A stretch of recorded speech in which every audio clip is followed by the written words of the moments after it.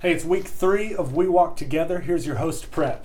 I'm going to talk first about the 35-minute rule. Some of you are wondering, how long should my group time last? I think the discussion should shoot for about 35 minutes. 3 reasons why. First reason, fewer rabbits get chased. Rabbits are good sometimes, but you can save those for after the discussion is officially over. Your group will appreciate if you keep things on topic. Best way to keep things on topic, when you realize things are off track, repeat the question. If you realize we've already answered that question, we don't need to keep going, ask the next question. Best way to get things back on track. Second reason for the 35-minute rule, it makes you look prepared. A short lesson makes people think that you're more prepared. It's not intuitive, but that's the way it is. Here's the most important reason for the 35-minute rule, the afterglow. The afterglow is what I call that time at the end of your discussion, whenever you've prayed, everything's over, and everybody gets up and realizes, hey, we've still got 15 or 20 minutes before we have to leave.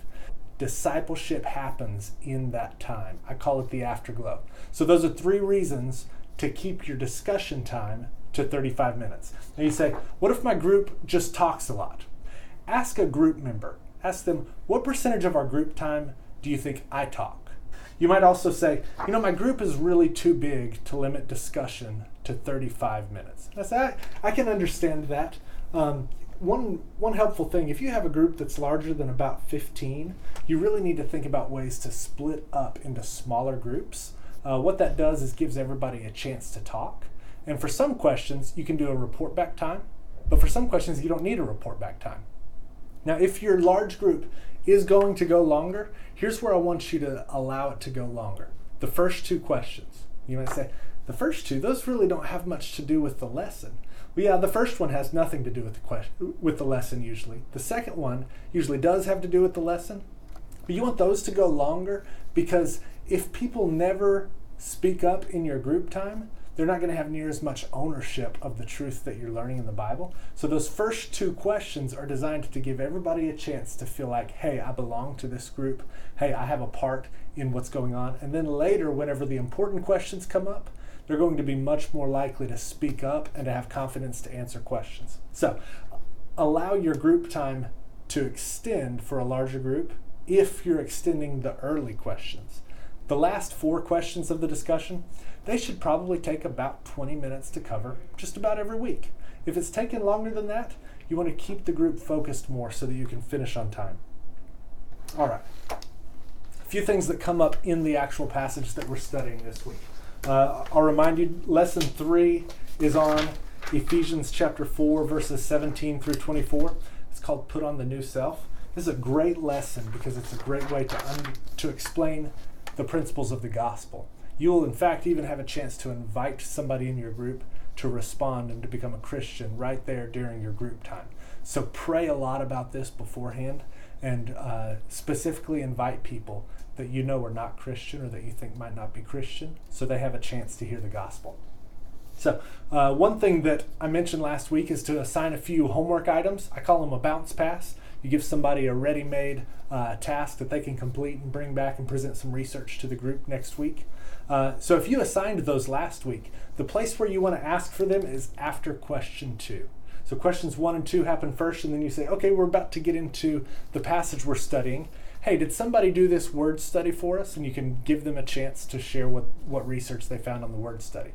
So once that happens, then you can go into introduce the passage, and you get over to the study question after that. Now, one thing that comes up in the 6th lesson item, so that's a question in verse 19 where it talks about hard hearts.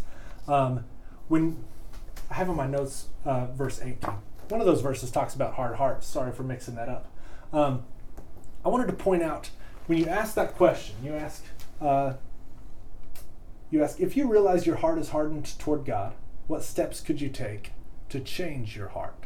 Now, there are quite a few answers to this, but it'll be helpful for you to know something about the Bible and inclining your hearts. In the Old Testament, the phrase incline your heart occurs a lot. I looked up every occurrence, and I realized that the Bible kind of talks about our heart like a tree getting inclined by the wind or bent over by the wind. And in the Old Testament, there are 3 winds that blow on your heart. So I wanted to point them out. One's pretty obvious, me. We can incline our own hearts to God. For example, Proverbs 2:2, making your ear attentive to wisdom and inclining your heart to understanding. The second influence on our heart, or the wind that can incline our heart, is God. Psalm 119:36, incline my heart to your testimonies and not to selfish gain. The third one is kind of funny because it's foreign wives. Yes, that's in the Bible. In fact, 1 Kings 11:4, when Solomon was old, his wives turned away his heart after other gods. So you say, what do the foreign wives have to do with it? Well, the reason Solomon was commanded not to marry those foreign wives was because they practiced foreign religions. They were not followers of Yahweh. And when he married them, they began to influence his heart to lean away from God and to their idols. So that's a little bit of helpful background study that might help you whenever you get to the sixth item, the count the cost question. Hey, at the end of this lesson, you're going to have a chance to share your story. I put my story in the discussion guide, and I wrote it in a way that would be true of virtually any Christian. So virtually any Christian has had the experiences I'm describing here. I didn't include any personal details in it.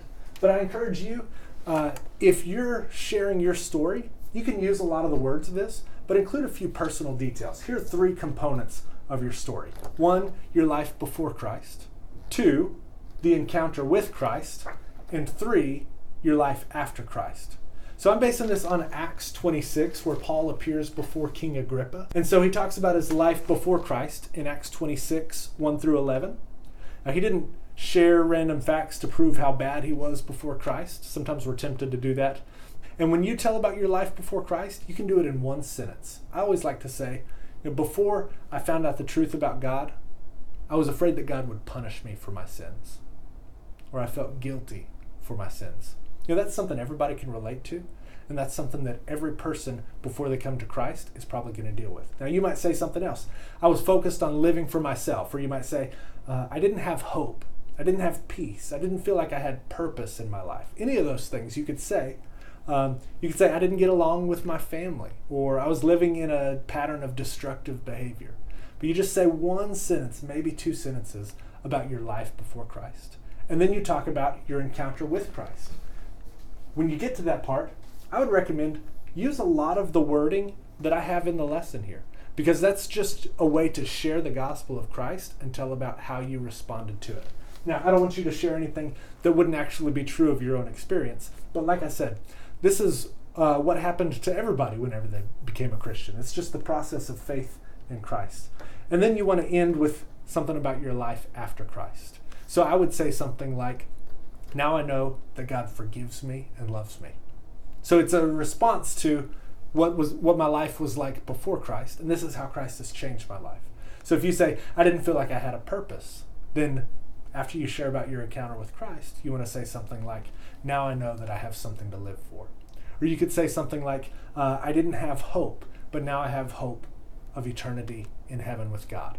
So you want to talk about those 3 things. You want to write it out ahead of time and even practice it ahead of time, because you're going to feel nervous whenever you're sharing your story. You'll probably feel nervous. So if you've practiced ahead of time, you can calm down. You can make sure you don't ramble. Make sure you say the right things. So when you tell your story, think about those things.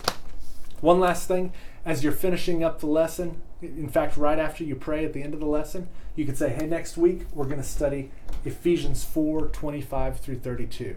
And you can send the bounce pass to somebody. You can give them a ready-made task that they can just take and come back with a win next week. So you can say, who will outline next week's passage for us? You could even assign this to a couple of people. Who will bring us an outline of next week's passage? Then you'll give them a chance toward the beginning of the lesson next week to share their outline. So that's it. Praying for you. Hope God blesses you and your group this week, and I hope that God uses this lesson. I'm praying that He'll use this lesson to bring many people to faith in Christ. Thanks.